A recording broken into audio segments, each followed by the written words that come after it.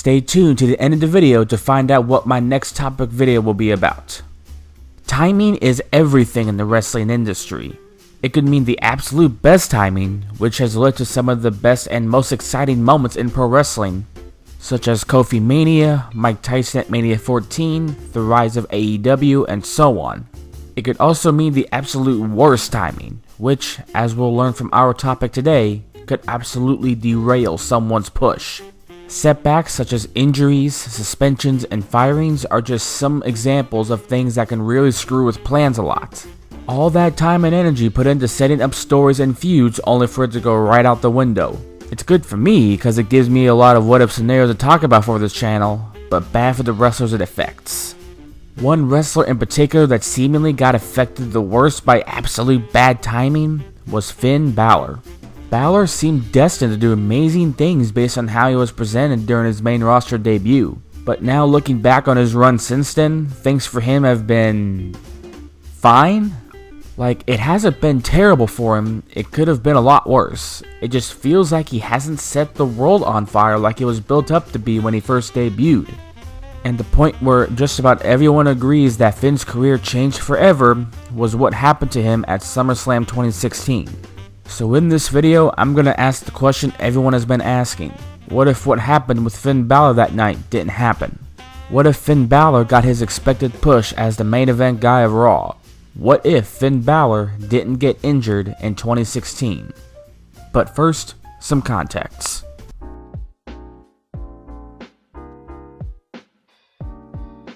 Back in 2016, WWE had decided to split their rosters into two separate shows going into SummerSlam, which was a pretty good idea for the time in my opinion. They had such a huge roster that not everyone could get featured well enough, and this was a good way to fix that. Plus, this would help them get SmackDown to become must-watch TV again. With a brand split, they could use it to push bright new stars to the forefront, someone they could really build their future around. The person they decided to do this with? Finn Balor. Finn had just gotten off a pretty damn good run with the NXT title going into mid-2016, and WWE thought it would be the perfect time to bring him up to the main roster. On July 19th, WWE officially announced that Finn Balor would be drafted to Raw. Not only that, he was a first-round draft pick. So right off the bat, you could tell they had very high hopes for him.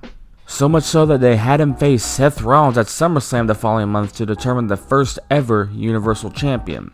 Title got revealed that night before the match. Universal Championship.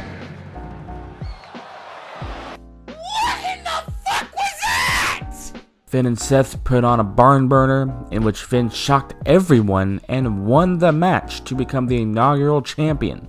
Things were looking very good for Balor and he had nowhere to go but up. Then something just snapped. Something inside of me. Literally less than 24 hours later, Balor would come out on Raw in a sling to announce that he got injured during the match and he had to vacate the title, completely derailing the push they had set for him as the main guy for Raw. He would finally return the night after Mania 33 to team with Rollins, the literal guy who injured him and cost him the title as well as months of his career. But let's just ignore that for now. Balor then competed in a 5-way #1 contenders match at Extreme Rules, which he lost by getting choked out. He would then go into a feud with Bray Wyatt, which would then give us this. I mean, just look at it. Look at this. Look how they massacred my boy. This was just 6 months after he returned. Just over a year prior, he became the first Universal Champion and was slated to be the top guy of Raw. Now this is no disrespect towards Bray Wyatt, rest in peace, but I mean, come on, just look at this. My God, what a fall from grace. Anyway, after this, he would have some highs and some lows, and he would be fine. Nothing groundbreaking, but fine. The real big issue with all of this is that ever since that day in 2016, Finn Balor has never held a world title ever since. I'm sure Finn getting injured that night doesn't directly affect everything that's happened after and him not winning a title again. But come on, it really just feels like what's happening here. So let's get straight to the question we're all asking. What if Finn didn't get injured that night and his push doesn't get kiboshed?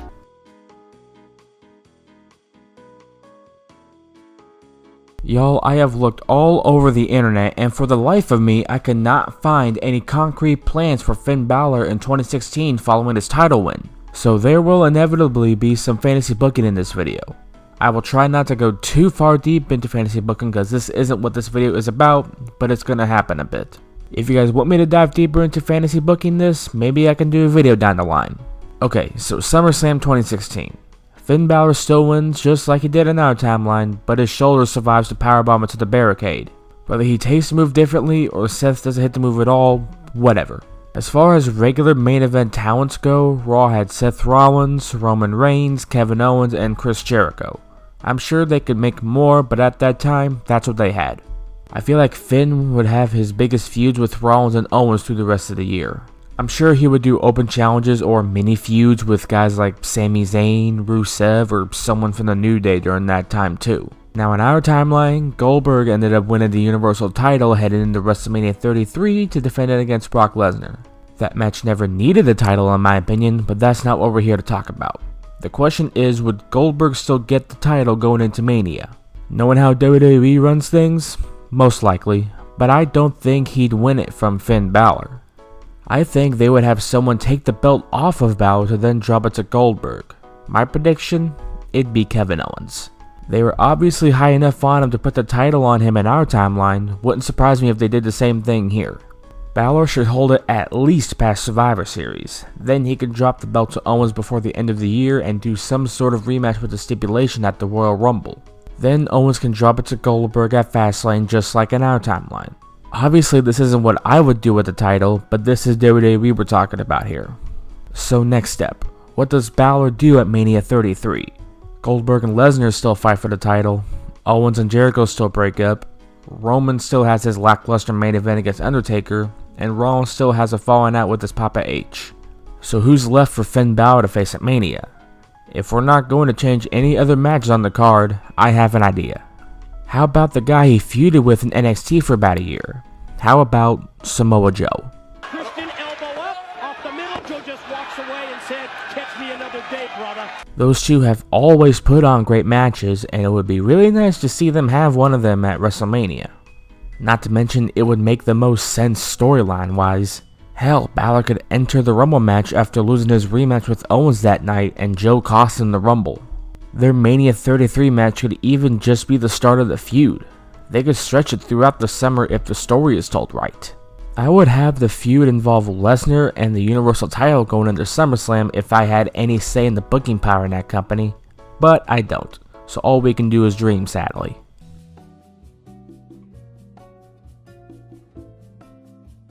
After that injury in 2016, it just felt like that WWE labeled him as an injury-prone guy that couldn't handle that top guy spot.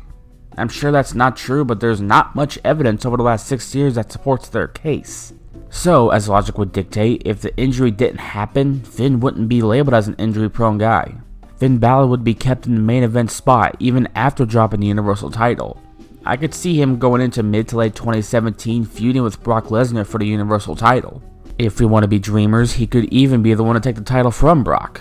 But this is WWE and Roman was still their cash cow, so let's be a little more realistic.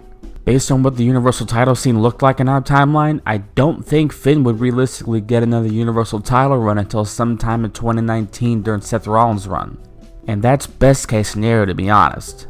The only way I could see him getting a sooner world title run is if he switches to SmackDown and goes after the WWE title. Do I think Finn Balor would have another run in NXT in his alternate timeline? If they're still using him as a main event guy, probably not. I'm sure he would still make some appearances here and there to help boost their ratings against AEW. Will Finn Balor still be a part of the Judgment Day? It's tough to say. Him not getting injured sets off a whole butterfly effect on where he will be at in his career around the time the Judgment Day form. Finn could be a champion or in a big feud or something during that time and he won't even need to be in the group. Or he could still somehow end up joining the group and be in a very similar timeline that we're in now. Long story short, I expect Finn Balor to become a multiple-time world champion by the early 2020s. I see him being kept in a prominent main event position in his alternate timeline. But again, this is WWE. They like to crush our hopes and dreams, so they may just fuck with us and push him even further down the card. What the fuck?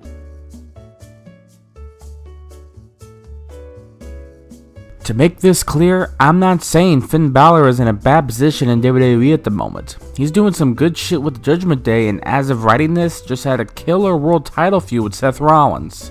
But despite all that, it just feels like things could be better for him. It just boggles my mind that in our timeline, after the way he was presented when he debuted, that he's only won a world title on the main roster once during his entire WWE career. And it only lasted for less than a day. It just comes off to me as once he got injured when he won his first world title, WWE thought he couldn't handle the pressure of being their main guy.